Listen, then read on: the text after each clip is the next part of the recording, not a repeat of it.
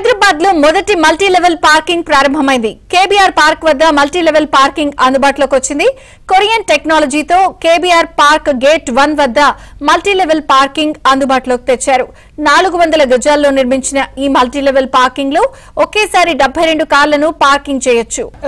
ఇటు తెలుగు రాష్ట్రాల్లోనే తొలిసారిగా multi level parking ఇటు హైదరాబాద్ జూబ్లీస్ కేబీఆర్ పార్క్ లో అందుబాటులోకి వచ్చింది. ఒకేసారి దాదాపు 72 కార్లను పార్కింగ్ చేసుకునేటటువంటి అవకాశం కల్పిస్తుంది జీహెచ్ఎంసీ.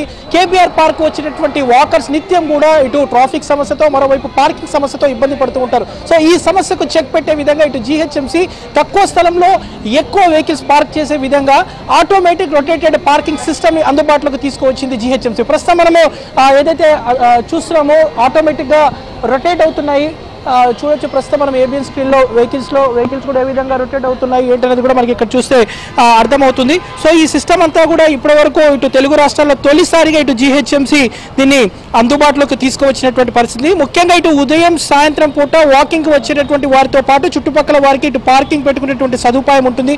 జీహెచ్ఎంసీ ఆధ్వర్యంలో మల్టీ లెవెల్ పార్కింగ్ వ్యవస్థను నిర్మించింది నవనిర్మాణ అసోసియేట్స్. ఒకేసారి 72 కార్లకు పార్కింగ్ చేసుకునేటటువంటి సదుపాయం ఉంది. So design, built, finance, operative, transfer మోడల్లో మొత్తం కూడా మల్టీ లెవెల్ పార్కింగ్ ని నిర్వహించనున్నారు. సో ముందుగానే పార్కింగ్ బుక్ చేసుకునేందుకు నావిగేషన్, ఇతర సౌకర్య సర్వీసులు కూడా మొబైల్ యాప్ ని కూడా ఇప్పటికే నిర్వాహకులు అందుబాటులోకి తీసుకువచ్చారు. సో ఇప్పటికే ట్రయల్ రన్ కూడా పూర్తి కావడం ఏదైతే